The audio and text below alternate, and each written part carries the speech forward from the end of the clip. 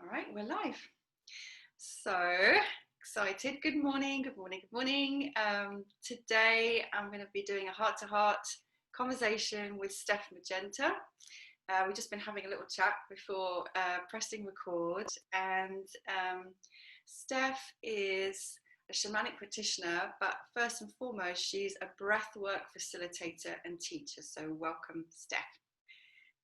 Thank you very much. It's a pleasure to be here. Oh, we were just talking about where we met. You remember meeting me, and I don't remember actually, which was at a Tantra festival some years ago.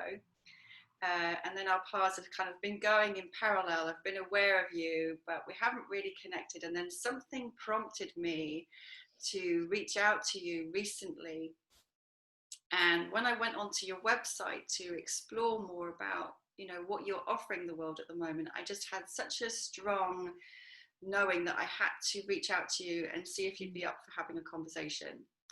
And there was two reasons. So one is that I'm always seeking out amazing, inspiring women to interview for my Awakening Shakti interview series on YouTube, because I love inspiring women to just blossom into the highest and best they can be. That's part of my purpose, I suppose.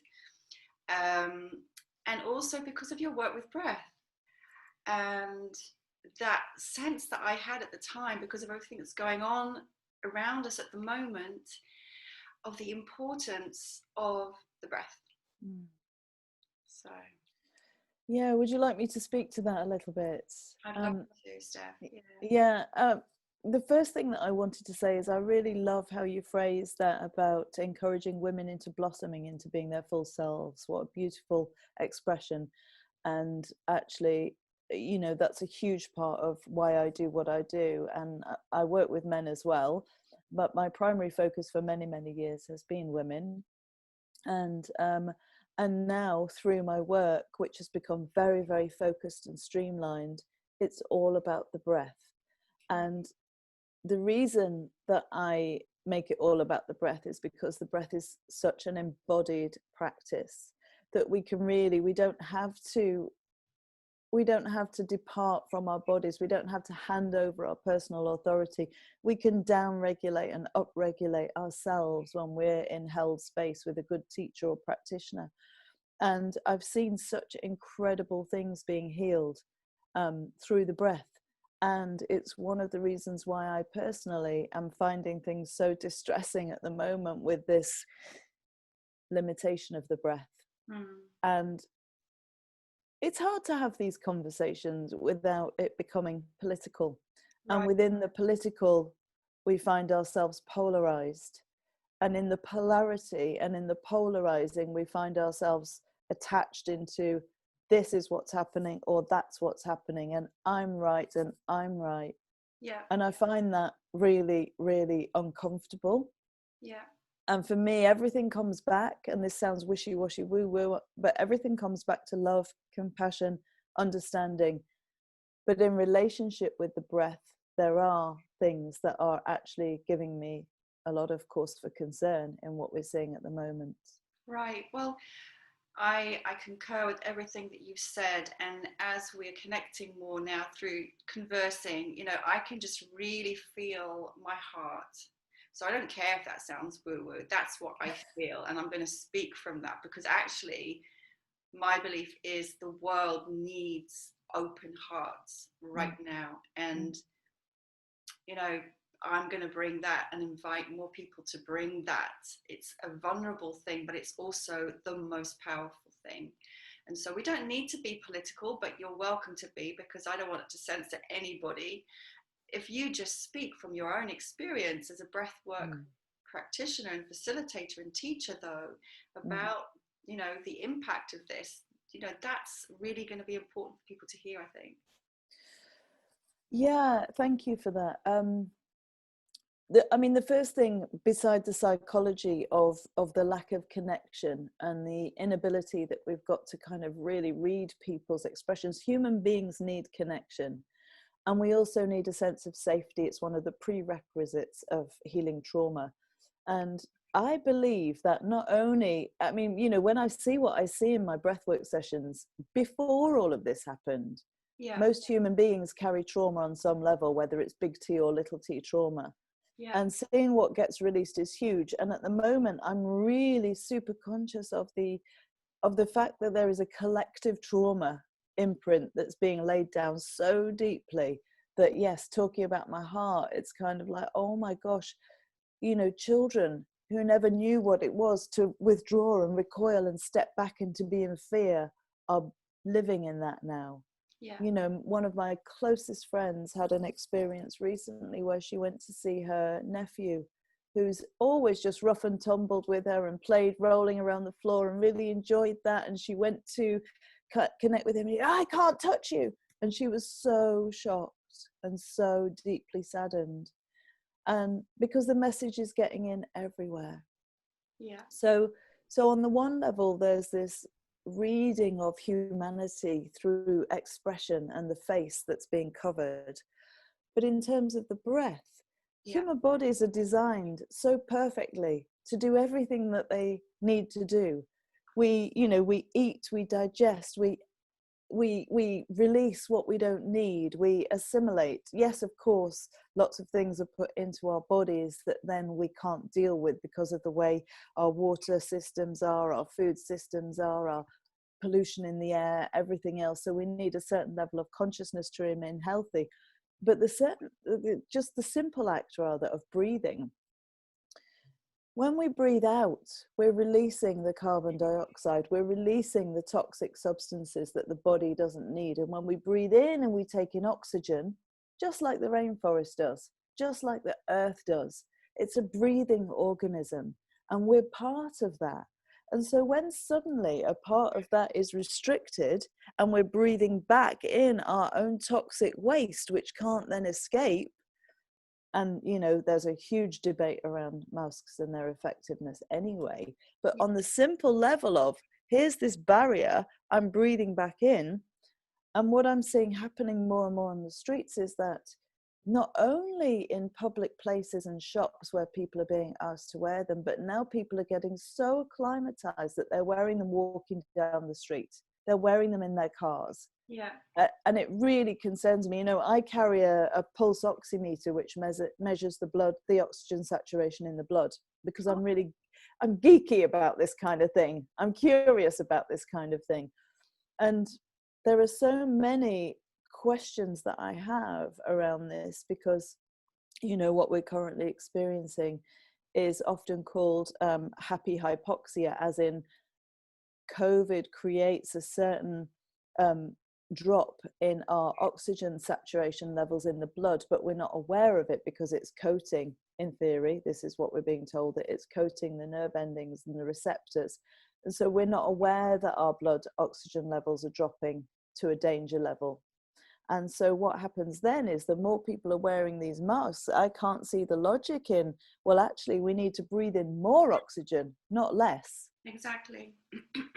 Yeah. And so yes, it's I'm finding that I'm walking down the street and I'm wanting to say to people, you know, I understand that you need to be respectful of other people's health and other people's fears and concerns. Of course I do. But in terms of knowing and trusting your own body, your own system, your own breath, and your own immune system, and building that, because we're not seeing conversation about how to do that. Right. We're just seeing more and more and more about limitation, stop, barrier. Yeah. Thank you for articulating that so beautifully and clearly. And again, for anyone watching this back, I do want to make the point, because I bet it will come from some quarters, not from our typical audience. You know, you do have a background in research and working for a pharmaceutical company. So, you know, you are educated, you've done research in those areas, you understand science as much as more esoteric types of understandings on frameworks for life and for the body. I need to actually correct you there. I don't have a background in working for a pharmaceutical company. I worked for an addiction agency doing research for substance misuse and addiction, but very, very different. So I don't want to lay claim to the science. I work with the science of the breath, Right. but my background was in addiction research. Okay, sorry. So Yeah. I stand corrected there, and sorry for any misunderstanding, guys. Yeah, really important to be clear there. So in terms of the science of the breath, you know, because this is your field, this is your expertise, this is your passion. Why is the breath so important when it's such a simple thing? You know, people might be thinking, well, of course, breath, I breathe. So what's the big deal? How can I possibly heal trauma, or, you know, through breathing?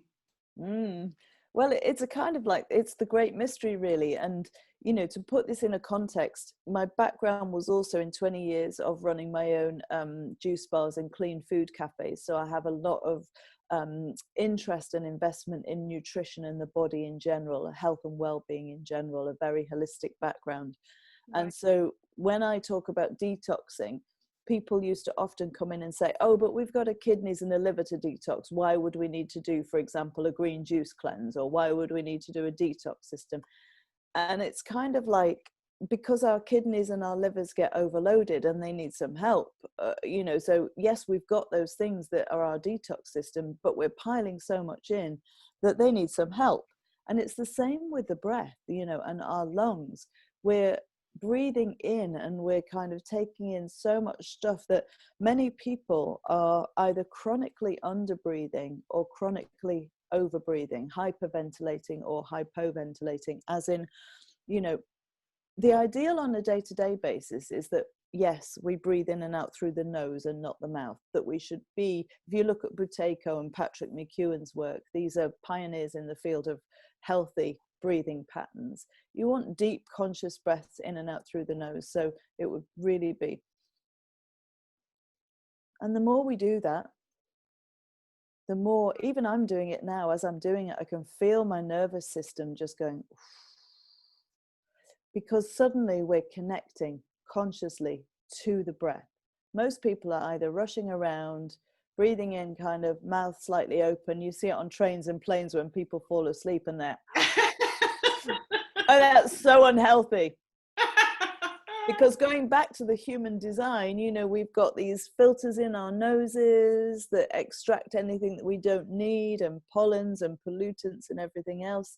There's very fine chemical balances that go in within the brain, within the lungs, within the inhale and the exhale, and the whole body system is working in harmony. When we start to breathe in, so in what I practice, which is conscious connected breath, which is open mouth, and many people say, oh, but it's not good to breathe in that way. It's not if you're breathing that way all the time.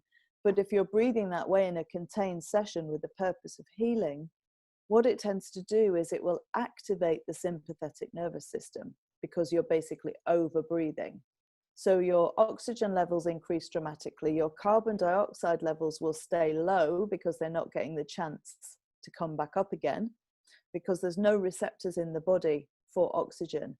And so the impulse to take a breath comes from that feeling of like, oh, I've got too much carbon dioxide in my body. So the body's talking to us. I've got too much carbon dioxide. This is feeling toxic. I need to, and then the carbon dioxide levels drop. Right. But they're doing this thing all the time. So then when we start to rapidly oxygenate the body through open mouth breathing,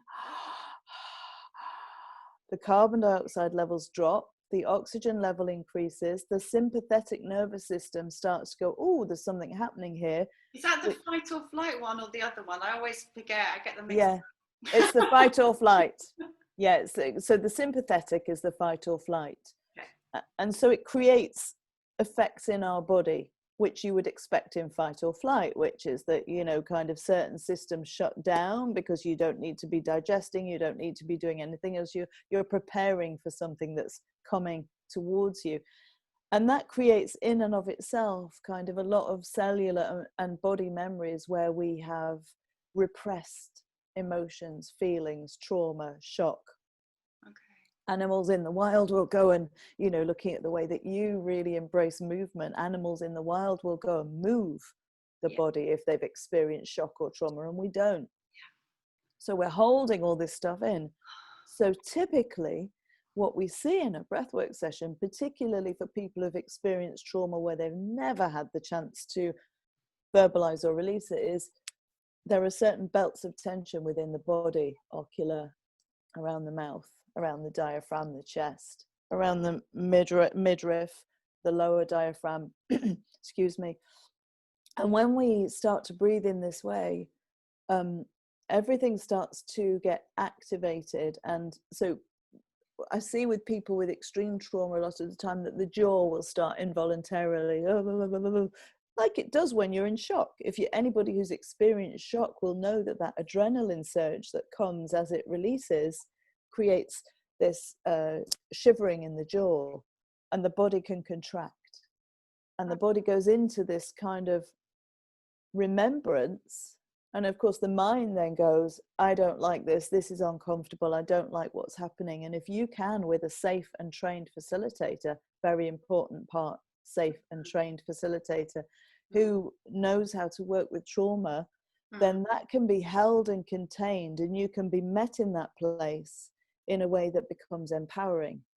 Right. Because then you're not just the victim of something that's moving through you, but you have the opportunity to work with it and to release it and to understand it in a new way. Right. So this is, you know, I am constantly, we've just finished graduating 24 of our students on the breathwork training that we run, and over and over and over again, I'm so deeply humbled by what the breakthroughs that I see people having and the healing that I see that's possible just through the breath. To come back to your question, how can something so simple? I don't know. You know, it is the breath in many traditions. It's the same as the word for spirit. It's just so beautiful that the essence of who we are from that first breath that we take when we arrive to the last exhale, when we leave, the breath is our constant companion. Mm-hmm. Everything we've ever experienced is held on this simple, beautiful thing called breath. Mm. And for anybody who's ever seen anybody take their last breath, to see a physical form with no breath in any longer is just, you realize the mystery of the breath when you see that. Yeah. Yeah, beautiful. Makes me think, I mean, I wasn't actually with my mom when she died. She died quite recently, back in May. But just makes me think of her, because she had COPD. So she had terrible trouble breathing and getting the breath, and just seeing that impact on her body of that was really distressing. Yeah. But I have witnessed that. I have witnessed someone's last breath, and you really do see then that it's like they're gone. They're gone. Yeah. You know, it's just the body. Yeah. They're gone. And it's so remarkable, you know, how we are as human beings and the systems that we have and the way that we can really learn to listen to our bodies and really learn to dialogue with our bodies is so remarkable. And it's one of the few things in the autonomic nervous system that we do have any control over. We can slow our heartbeat, we can slow our breath, we can upregulate, downregulate. What does that mean, Steph, when you say upregulate, downregulate? It means, thank you for asking. It means that, for example, in a breathwork session, if somebody is experiencing either physical discomfort, because commonly people experience tetany or tingling, or if they're experiencing too much traumatic stuff, which means that the body might trip into either dissociation or hypervigilance, so you're no longer in that kind of space, that you can activate the parasympathetic, which is the rest and restore, by breathing in and out through the nose or extending the out breath. So that's the down regulation. So for example, this is too much, I'm really uncomfortable, I need to slow things down. Instead of you would go, and quite quickly the body's parasympathetic nervous system kicks back in, or you can extend the out breath.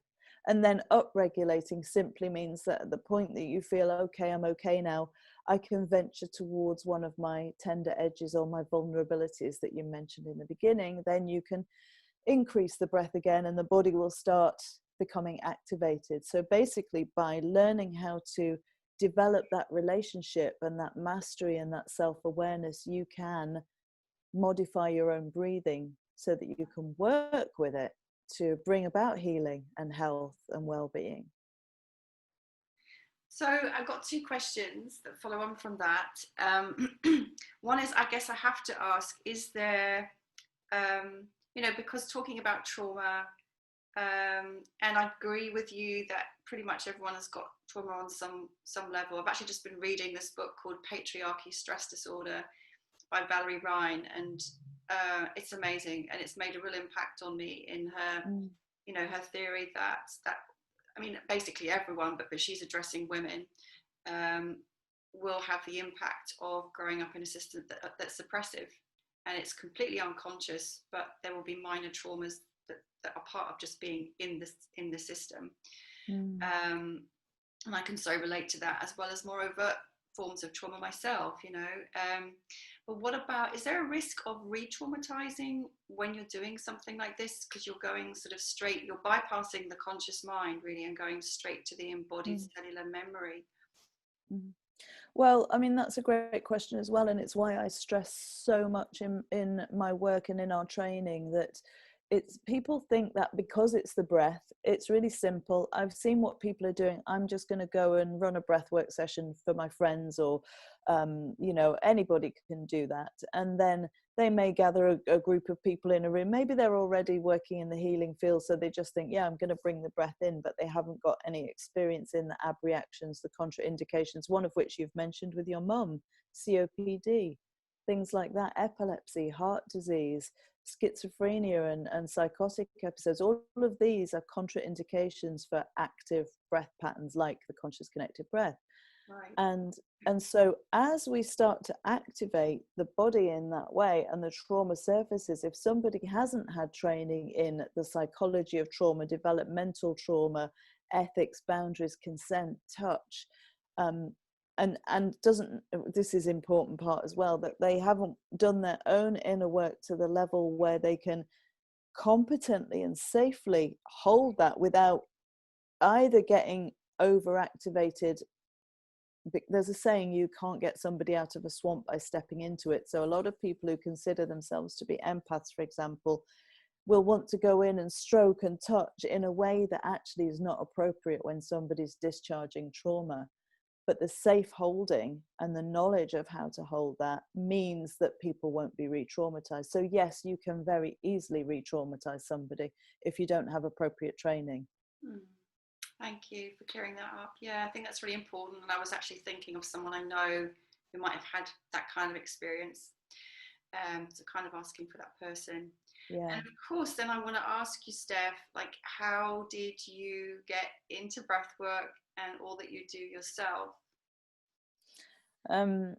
Well, for me, my life has been a journey of coming back into the body, which was a very uncomfortable place for me to be, because my background and what took me into substance misuse research was one of addiction.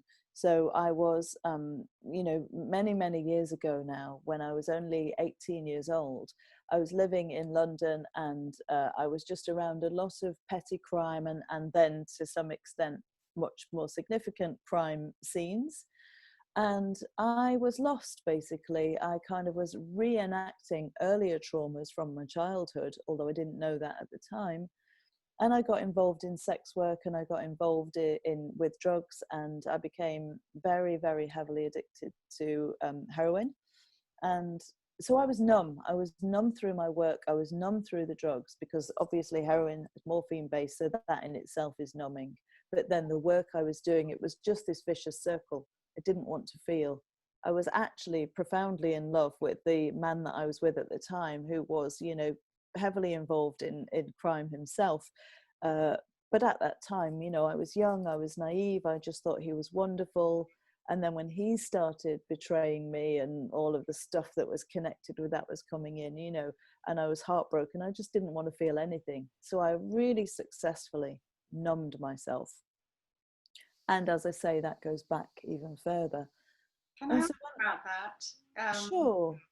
You know, because I speak to so many people, and there's always this thread, and I just think it's interesting for other people to know, if you're happy to share, of course, you know, because you speak about coming into London at 18, but presumably there was already trauma or difficult experiences before that for you.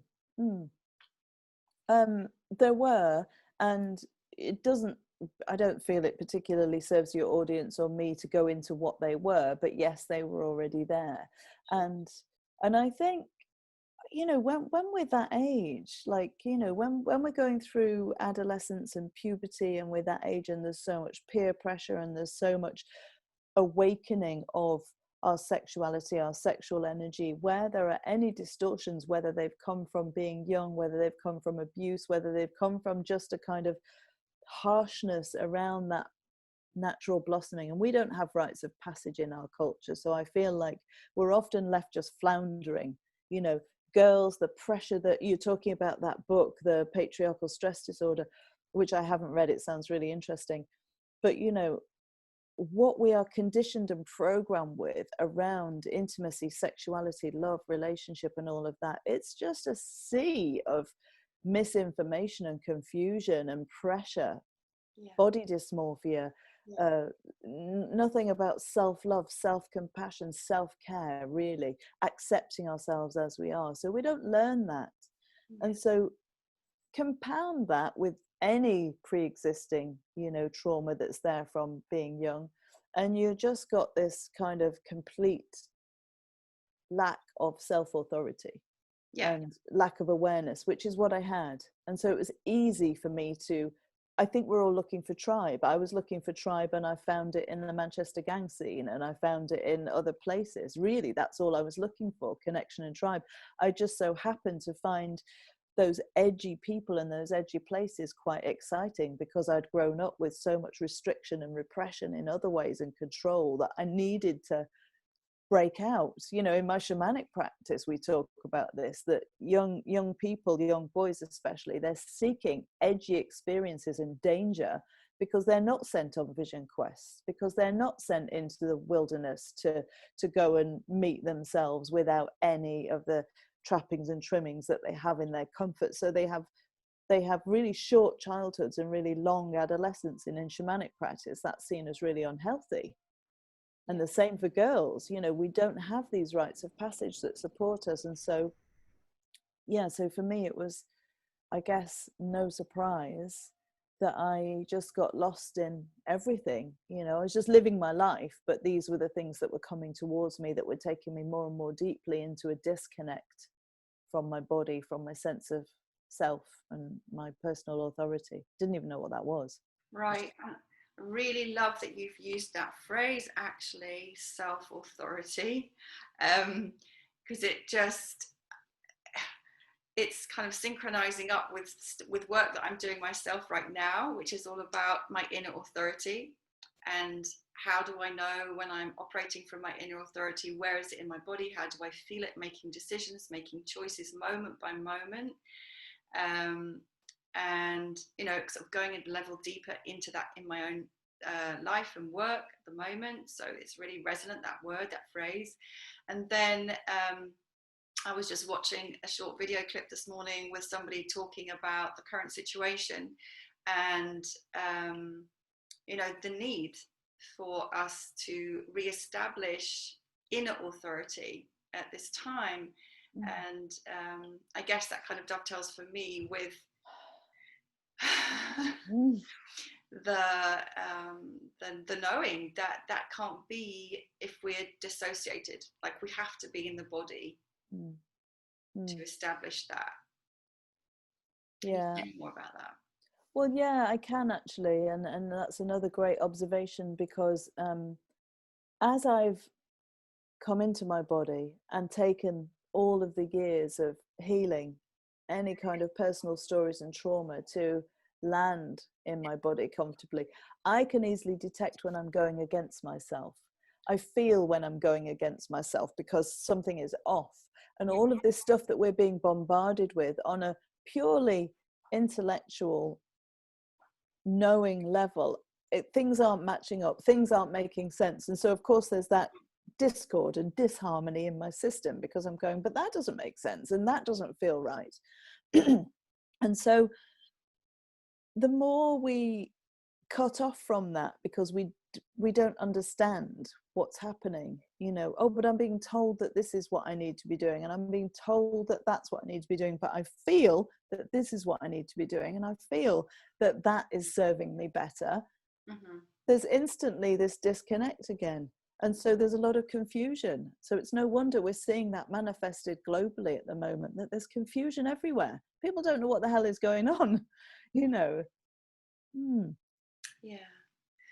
So maybe you could talk a little bit more to your own journey then of going, because I think, again, this is very relevant for a lot of people and a lot of my own clients and the women that I work with and follow me, is this journey back into the body from a place of being disembodied. You know, how do I do that? What does that even mean? You know?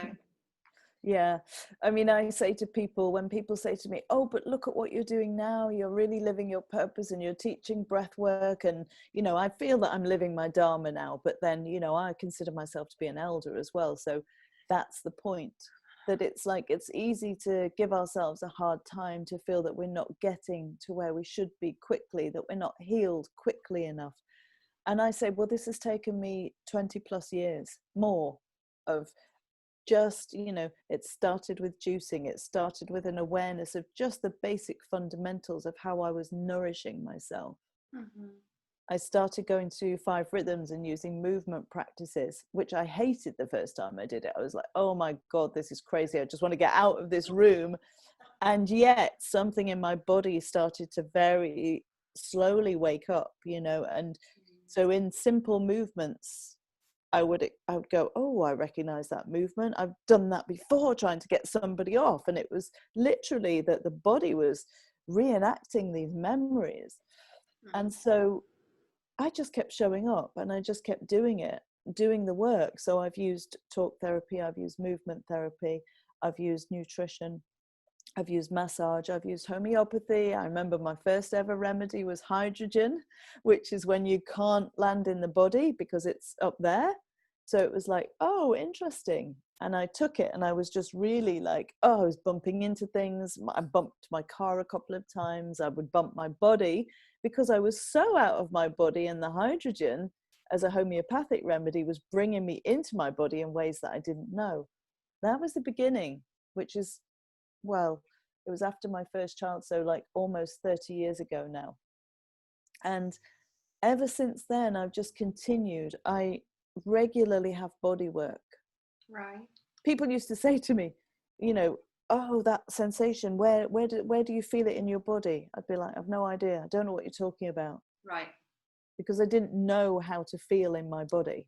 My body was just completely offline. And so I feel that, you know, from those experiences of sex work, addiction, pain, emotional pain, self-loathing, you know, negative self-talk, to just simply be able to meet those places. And actually what I say to all the women I work with is, use your practices. These things, that there's a little bit of discipline required. Gabrielle Roth, founder of 5 Rhythms, says it takes great discipline to be a free spirit. I really agree with that. It's kind of like, okay, I sit at my altar every morning now and I offer prayers of gratitude. Gratitude practice is a game changer. I bring in an awareness of what's going on in my body, in my system, in my life, what's being reflected on the outside, which is often a reflection of what's going on the inside. You know, if there's chaos on the inside, then there'll be chaos on the outside. What will I do? Take a breath, slow things down. You know, I burnt out 5 years ago when I sold my final business. And burnout, I said at the time it happened, this is going to be my greatest teacher, because I'm going to have to slow down, because I'd simply replaced addiction with busyness. Right. Busyness became my addiction. Yeah. I was still avoiding feeling on some level. And that's many, many years after starting the process of coming into the body. So patience, practice, perseverance, the 3 Ps. Oh, you're just you're just downloading so many wonderful nuggets here. Honestly, this is gold, everything that you're sharing. I'm just like so grateful. Even just to the gratitude practice, it's one of the simplest things, but it really is so powerful. So yeah. And also the sense of patience with yourself and love with yourself. And one thing you just said as well that I wanted to highlight for people watching is, when people speak about addiction, uh, there can be this reaction, and I had this myself, of, oh, I'm not addicted to anything. Like, that's those kind of people. I'm not one of those kinds of people. How could I possibly be addicted, right? In fact, I remember distinctly going to a yoga class for addiction, because I was actually teaching yoga and meditation and dance to a group of an addiction centre in Camden. I loved that work, and they were so responsive. What a responsive group, actually, so open and so so open. So then I went to learn, and the teacher, sort of very, very imposing, sat at the front, and she was like, so who here has got an addiction? And everyone put their hand up apart from me, and I felt so uncomfortable. And like, now looking back on that, because that was probably 8 or 9 years ago, if I'm honest, I obviously did have addictions that I was completely not willing to own. So that's one thing. It's like, it's not necessarily this horrible thing that people imagine it to be. There's all kinds of ways in which we use something to avoid seeing and feeling ourselves. And the busyness is a really big one for a lot of people, I think. Yeah, I mean, I really believe that the majority of people have some form of addiction. So I really resonate with what you've said about, oh, yeah, I'm not putting my hand up, I'm fine. And it's kind of like, we're programmed into addiction. The psychology of marketing, the psychology of selling and consumerism is huge. That's addiction in itself. We're being constantly sold ideas of who we should be and what we need and what will make us better. And that could be education and learning. I come across many people, we had somebody recently on our graduation say, oh my gosh, I'm a learning junkie. I never feel that I can start doing my work until I've done the next course or the next training. And it's like, yeah, when do we get to the point where we go, I'm enough, this is enough? And then we flip it, because then the learning becomes joy, because it's like, oh, I'd really like to work with that person and to discover more about that, because we all have expertise in different fields. So I love working with people that I feel have got something that I don't know about, not from the place of I need to know more in order to be good enough, but just from the joy of experiencing somebody else's expertise, somebody else's passion. That's what then starts to come through, because we're definitely all, social media gives us notifications with little red flags, and they're popping off all the time. Oh, I just need to check my inbox. I still do it. I have to really find that discipline to go, no, I'm gonna not switch my phone on until this time in the morning. I'm going to leave it in a different room at nighttime, and right, consciously work towards creating space so that I can be with myself, be with my breath, be with my body. And I feel like, this mastery in a way of life is incredibly extraordinary, but also it's about coming to terms with the ordinariness. Finding the joy of feeling your feet on the floor as you move into the kitchen in the morning to make your first cup of coffee or your first juice, or and then standing over the sink and washing the dishes with humility and appreciation for just being able to be alive and take a breath. A very dear friend of mine passed last week very suddenly, and I can feel that. And obviously it wasn't lost on me that I was there on a breathwork retreat graduating students and so aware of my friend no longer having a breath, no longer having the experience of delivering her phenomenal yoga classes, no longer having the experience of being human with all of its, as Rumi says, it's a guest house. You know, there's pain, there's suffering, there's challenge, there's joy, there's ecstasy, there's pleasure, the whole lot. And it's not about expecting it all to be love and light or getting lost in the darkness. It's about balance, which is modeled by nature, and that's an intrinsic part of shamanic practice as well. Right. No accidents, no blame, let the wind blow through you. And how do I look at the cycles of life? How do I look at the cycles of nature and be with that? We're not always in summer, we're not always in winter, we're not always letting go in the autumn, we're not always bursting into activity in the spring. Needs to be balanced, but most of us either aren't that, we're imbalanced somewhere. Yeah. And again, you know, we can use these practices and these awarenesses to just bring us into that place of balance. Gosh, so much more gorgeousness you're sharing. It's like, wow. Those 4 shamanic words that you said, can you say them again, that phrase, that the breath blow, say it again. Well, I can't remember what I said. I'm so in the moment. Oh well, we just have to rewind. Watch it back. Yeah. Watch it back. No blame. I remember that. Oh, no accidents, no blame. No accidents, no blame. Let the wind blow through you. These are core teachings from my shamanic teacher, who I have immense respect for. He's phenomenal. But the no accidents, no blame is where we learn to take personal responsibility for what's showing up, so that we can find the medicine in every situation. And that's what I've been doing for the last 40 years, finding the medicine from my healing journey and making it my strength and my power. Yes. And my gift. And when we can really turn that around, I see people in my sessions who are carrying huge trauma from things I've never experienced. And I go, wow, you know, I can see that the moment you're able to become the witness of that, that you are going to be able to give such incredible healing to others who are experiencing that and who are lost somewhere. Which brings us back full circle to the beginning of this, where you said the women you work with, encouraging all of them into blossoming into their full selves. Yeah. It's like, and what if that blossoming requires that struggle? You know, like the lotus that grows in the muddy pond. It's like, what if it requires that level of struggle and suffering, that we can bypass it to make that our goal? That's the essence of alchemy. Yeah, absolutely. Totally with you there. Yeah, in fact, I've done so many of these interviews now, and obviously gone through my own journey, still journeying. It's never ending.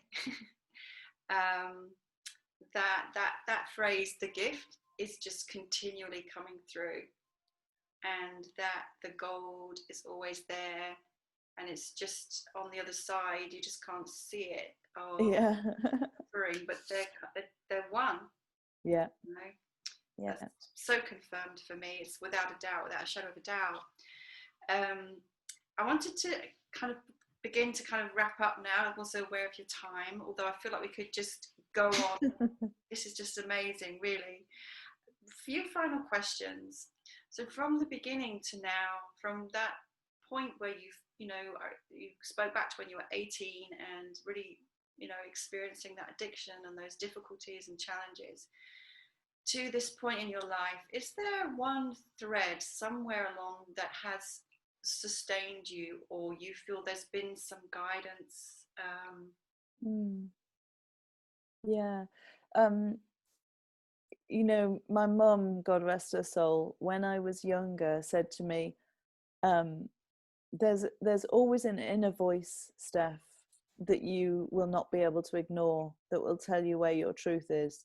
And that actually has been my guiding light, because even when I was lost, even when I was doing things where I was compromising my integrity or being compromised in my integrity, and my truth. I knew on some deep level, some deep inner knowingness, just knew what was right and wrong for me.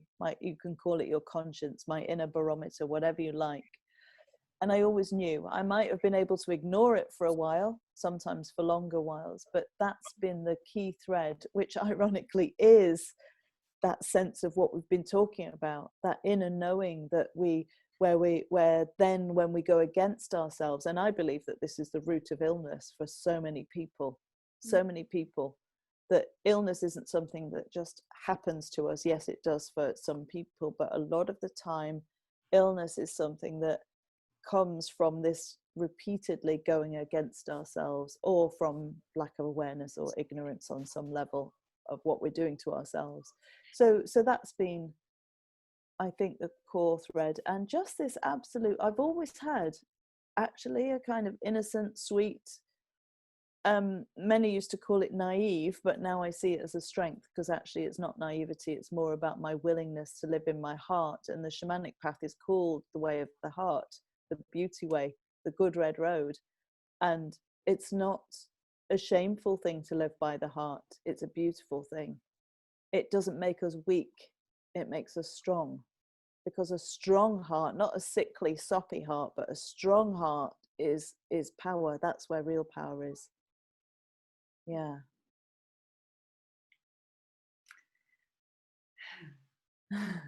That's just like the little drop into the ocean. It's like, you know that image of like a drop of water going into a lake and the ripples. I just got that now. That's just... I was going to ask you for a parting message, but that's it basically. You just did it. You read my mind. So, Steph, I'm sure people would love to be in touch with you and know more about your training. So you do teacher trainings as well as facilitating one-on-one or group sessions with people. How can they find out more? Have you got anything coming up? Just drop a little, notice in there for people who how to reach you and what you're offering. Thank you so much for that opportunity. People can find me on my website, which is www.stephmagenta.com, or I'm on social media. I'm on Facebook as Integrative Breath, which is my business page, and Instagram at Integrative Breath. Probably the easiest way to find all of those things, if people don't remember when they're watching this, is to go to my website, which is under my name. We have a facilitator training coming up in November, but that one is full. There is a waiting list, and the next cycle starts in March 2021, so it's not that far off really. And applications are open for that at the moment. And I really, really encourage people, if you have any curiosity about how you can work with something as profound and simple as the breath, then do reach out, and I'm happy to answer any questions. And yes, I do one-to-one and group work sessions as well. Beautiful. Thank you so much. I am so glad I reached out to you. This has been amazing. I know so many people are going to learn and benefit so much. And actually, I already feel like I want to say, let's do it again another time. But for now, lots of love. Thank you so very much. Well, thank you, Shakti, for asking the right questions and for being so open, because it's always a two-way exchange. So it's a reflection of your interest and passion in what you do that's opened up those responses in me as well. So thank you. Go well.